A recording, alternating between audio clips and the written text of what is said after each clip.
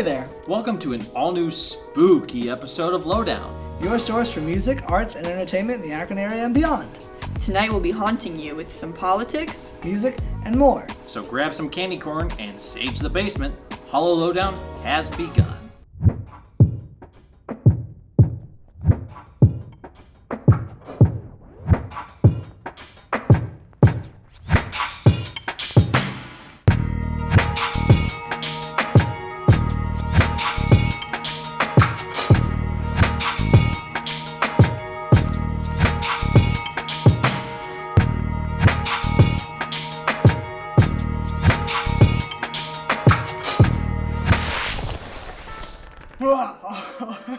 Almost.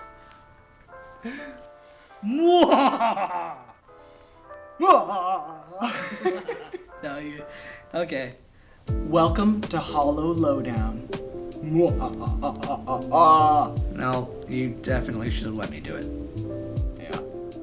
Anyway, today we have a toasty, seasonally ordained set from which to deliver some awesome segments for your eyeballs. So, I hope you've got out all your favorite Halloween treats, candy cobs, apple corns, garlic, and a slice of pumpkin. Here at the station, we love celebrating holiday tradition, especially the annual visiting of Grammy Man. As you already know, Grammy Man was a poor, washed-up soul who topped the music charts for decades. He was nominated for 15 Grammys, but never won. That's almost as many as Snoop.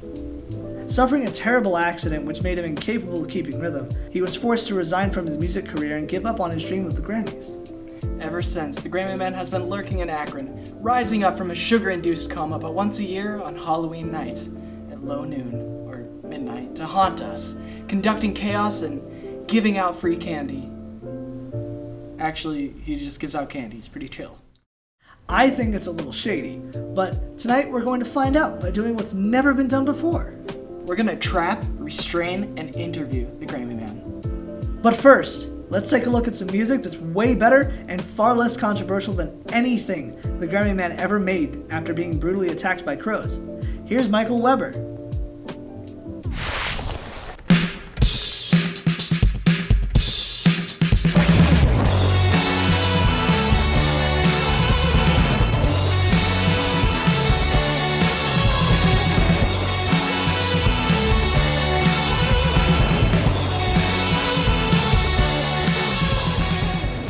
My name is Michael Weber, and I'm influenced by a bunch of music, stuff ranging from 50s blues and 60s garage and 70s punk and a little bit of soul and a little bit of folk and a little bit of psychedelia and a little bit of indie. And you put them all together, and that's what I do.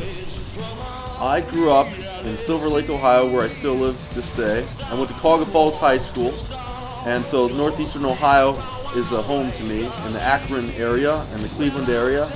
It's all where I come from, and it's a place that I actually love. It's beautiful. And I have a recording studio in Hudson, so I have a lot of roots in the northeastern Ohio place. It's my home. I'm very inspired by chaos. I'm inspired by human interaction and being around people. If I can get in a room with 5 collaborators or just 5 people that create music or create art of some kind, I walk away from that writing something.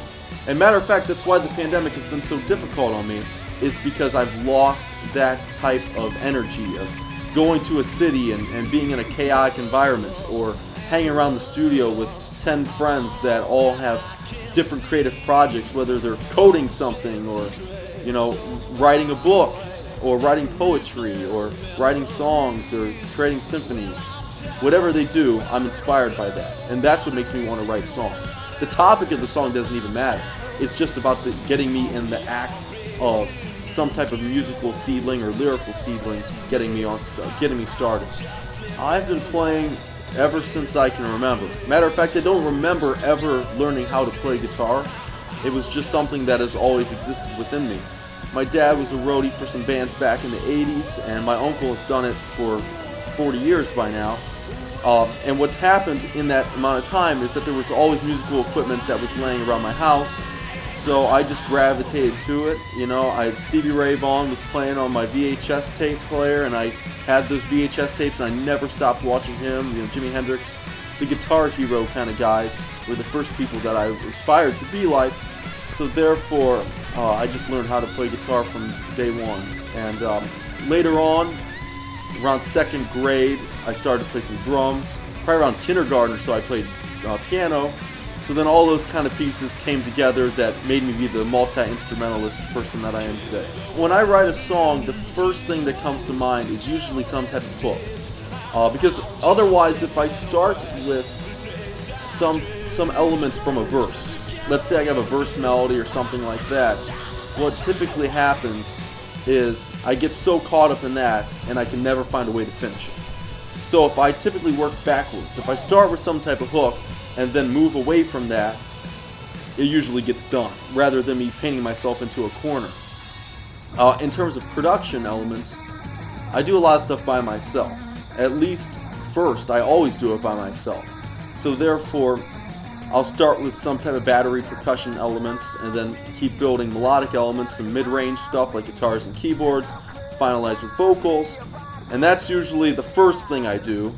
If I don't like that, as usually I won't, then I'll keep recording that over and over again, and or recording music in the diamond-shaped method of what I like to think, where you start with like a vocal and maybe like an acoustic guitar, then you keep adding percussion and stuff like that, and bass frequency stuff, and then once that's over, you scratch it and start recording again, but doing it in the opposite order, because now you know how the song goes. So then you'd start with percussion and then move your way up to lead vocals and lead instruments. So all that stuff together creates the process of me taking something from a seedling of an idea to a finished product of a song. Practicing songs with the band is not something that I have a whole lot of time to do usually, and so usually most of the time that it takes is not with the four of us looking at each other in the studio in each other's presence. Usually it all takes place in our head, and especially me trying to map out what I think everyone should play to try to make the sonic atmosphere work.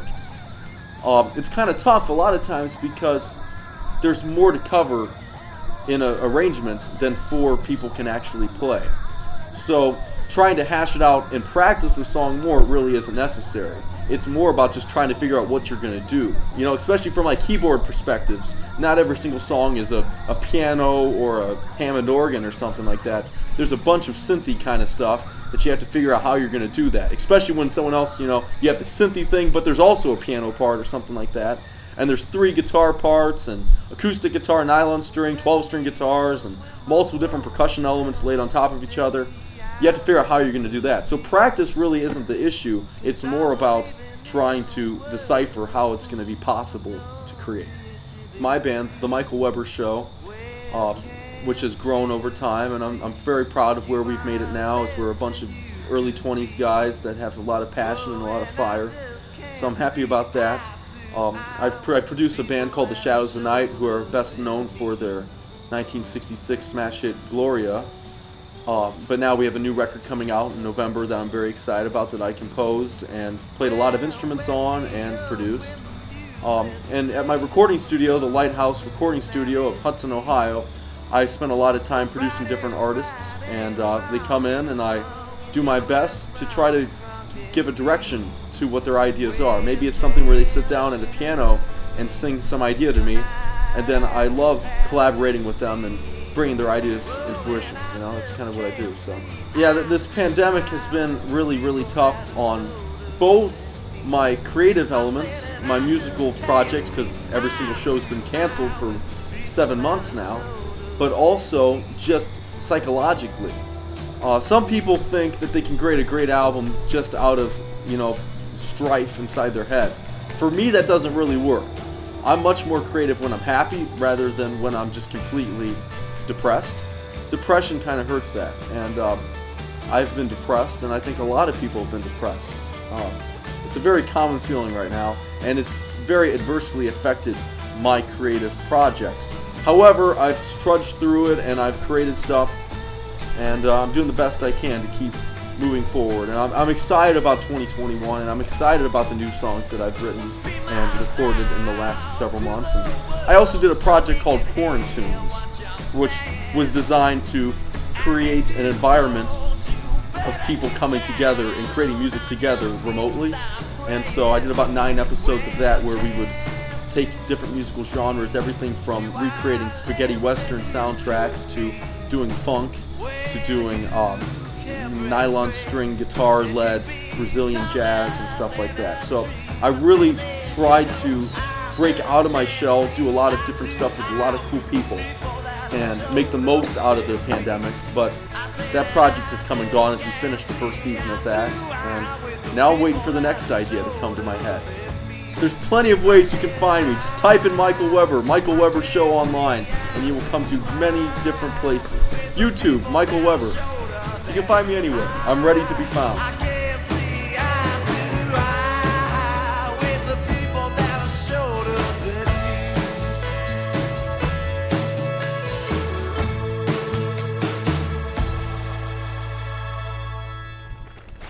Wow, that guy's really talented. He does a lot of different things. Where can I find more from him? You can find more of his musical projects and of his band at themichaelwebershow.com. Cool.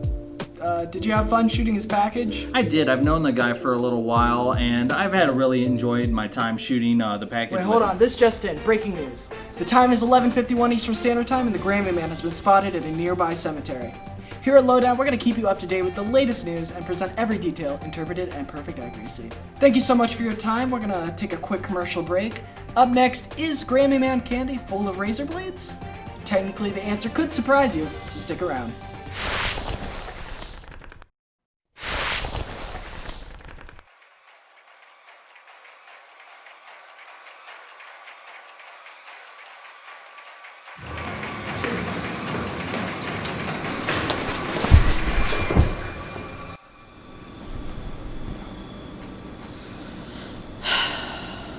Scary movies suck these days.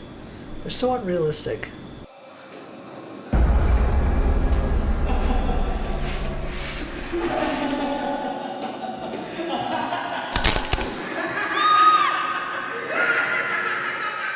Like, honestly, how is this supposed to be scary? Whatever, man. I guess I'll find something else. That he's having no trouble. Could you say it again? He feller in the white On your screen. said earlier, Steve, undefeated. You're Oh, what's this?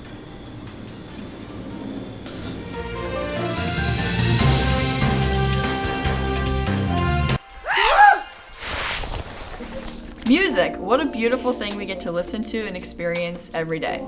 One of my favorite things about music is how literally anyone can create it as long as you have the passion and creativity to do so. If you have a message to get across, music is a beautiful and powerful way to express that message. That being said, political beliefs and views are often incorporated into music, whether that be subtle or explicit. Politics and music have gone hand in hand for a long time. Some of the biggest names in music have expressed political themes in their lyrics, from artists like Bob Dylan, Marvin Gaye, Billie Holiday, the Beatles, and so many more. As we're nearing the 2020 election, in this segment I'm going to be talking about just a few of the many political songs that have been released in the past 4 years since Donald Trump was elected president. There have been many songs from almost every genre that take a political standpoint since the presidential election in 2016. Songs that support the government, some songs that have complaints or concerns about the government, some songs that make fun of or make parodies about the government or politics, and even songs that sing about not knowing how to feel about politics or the American government. Oh, the beauty of politics. Needless to say, it will be nearly impossible to talk about them all. All that in mind, I'm only going to be talking about just 2 songs, just to show how a musical artist can channel their thoughts, feelings, beliefs, and standpoints all in a 3 or 4 minute song. Up first is Lockdown by Anderson .Paak. This song was released on June 19th of this year, and in just 3 minutes and 32 seconds, the singer, songwriter, producer, rapper, and multi-instrumentalist talks about his political standpoint and experiences with the coronavirus, the Black Lives Matter movement, protests, riots, looting, and the current and future political climate. In an interview Paak did with Genius, he talks about the word lockdown referring to the pandemic and how we were all supposed to be staying home trying to stop the spread of COVID-19. But yet in the interview, Paak says people of color are getting killed every day in the streets. Indoors, we're supposed to be trying to get through a pandemic, but for some reason, people of color are being killed in the streets every day. and there's still time for that, even though it's supposed to be a lockdown. In the song, he makes both explicit remarks and subtle references to his experiences, opinions, and beliefs about these things. Also in his Genius interview, Pact also talks about the uncertainty himself and so many other musicians are feeling, as they are all uncertain as to when they'll be able to go on tour again. Well, COVID affected me in a big way. I'm a musician, and you're supposed to do an album and then support it, go on tour, go on, hit the road, play shows, see the people. I don't know when we're going to be able to do a show again, you know? So a lot of musicians, including myself, are just trying to figure it out now. It's that uncertainty. You should have been downtown. The people are rising. We thought it was a lockdown. They opened the fire. The second song I'm going to be talking about takes a different opinion on similar issues that Anderson .Paak sung about. It is a song titled Born to Be Free by Van Morrison, which was released on September 24th of this year. Morrison is a country and classic rock artist best known for his song Brown Eyed Girl. Maybe you've heard of it. Either way, this song is interesting as it is possibly the first song, at least that I've heard, that goes against the government's regulations of lockdowns set in place to stop the spread of the coronavirus. One of his lyrics says, "Don't need the government cramping my style." I don't know about you, but that sounds pretty political to me. Morrison recently wrote online that the government's actions are destroying the country's live music industry and have taken away personal freedoms. This song takes a controversial standpoint on a political issue, which is pretty interesting. In a Rolling Stones review of this song, Morrison talks about making a song with this standpoint because he thinks to be a committed artist is to have your life's calling constantly being jeopardized. This isn't the first song by Morrison to be taking a different standpoint on a political issue, but it is the first regarding the coronavirus. Don't need the government cramping my style. Give them an inch, they take a mile. Okay, so like I said, those are just two songs that have been made about political issues. There's so many more I can talk about, like the Childish Gambino's This Is America, which is probably the most notable political song since the 2016 election, which was released back in 2018. Both the lyrics and the music video for that song cover some heavy issues about race, gun violence, systematic racism, and so much more in very subliminal ways. The number of parody songs is countless, and they are entertaining to listen to and or watch. Some popular artists that have also taken a political standpoint in their work include artists like Kanye West and Chance the Rapper. Do you have a favorite political or protest song that I didn't mention? Let us know on our Instagram, Facebook, or Twitter, all at ZTV Lowdown.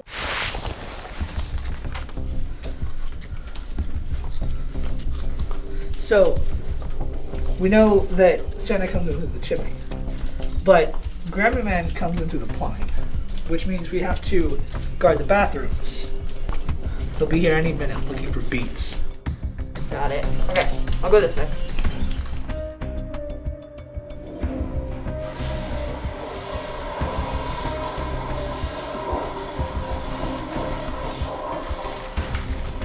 Did you think I was the Grammy Man? No, you didn't wash your hands. That's disgusting. Guys, get over here!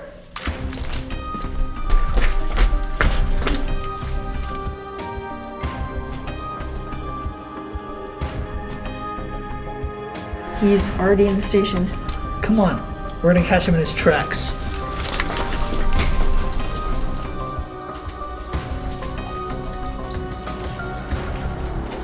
He must be right behind this door. Are you guys ready? Yeah, let's do this. Wait, What? we'll be right back after this break.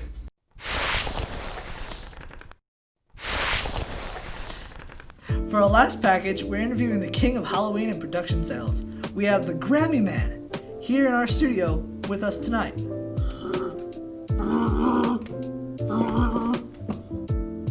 Good. Grammy Man, is your candy sharp for any reason? I'm Grammy Man. We all know how your career ended, but what got you started in the music industry? Grammy Man on beats. Grab one from my bag.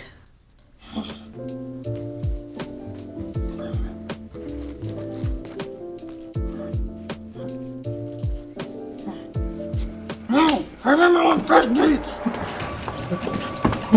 Okay, change of plans. Let's bring in my interview with Peter Chen!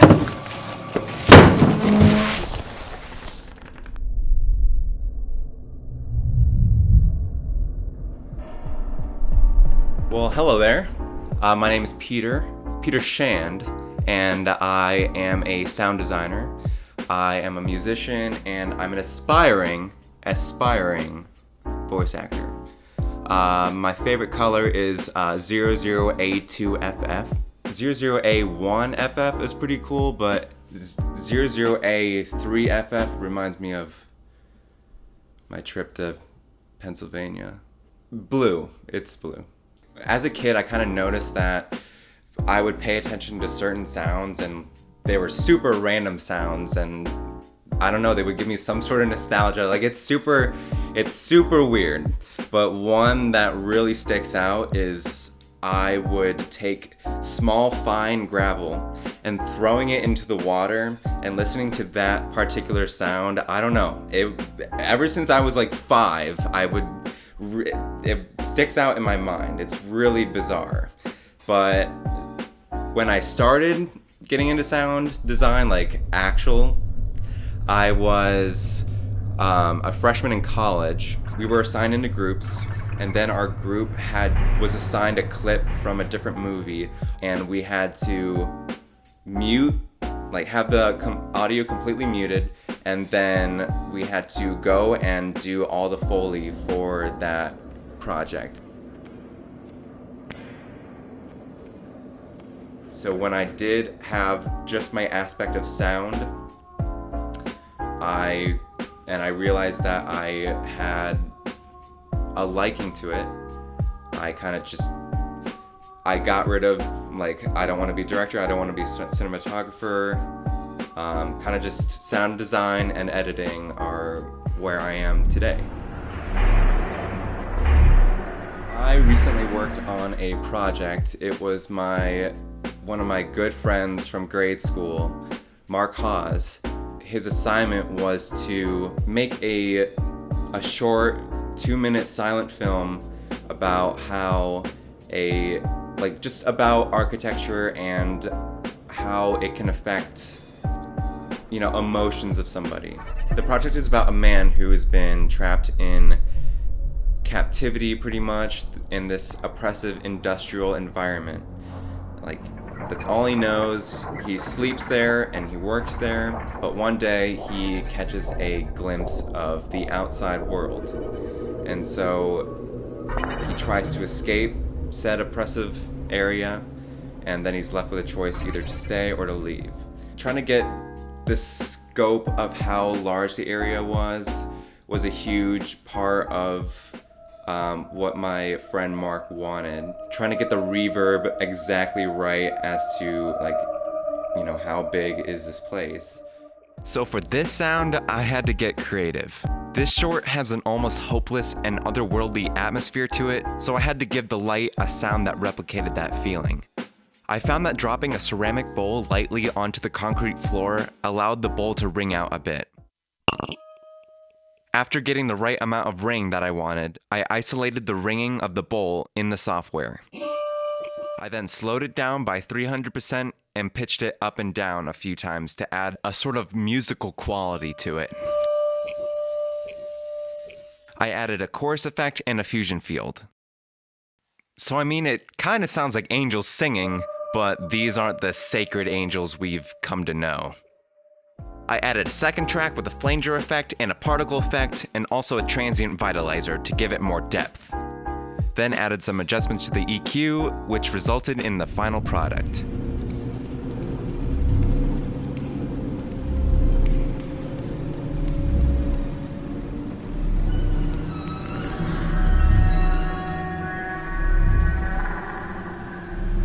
It's super weird, just being in my basement, recording footsteps and being like, no, that wasn't good. Okay, do another take. Oh, yes, the sound of those footsteps. My name is Peter Shand. You can find me on Facebook at Peter Shand. I kind of just go with the flow, and whatever people need to be helped with, I'm totally down to do that. So just, go ahead and just try everything and anything, because you have no idea where this crazy ride we call life is gonna lead you. You hear that?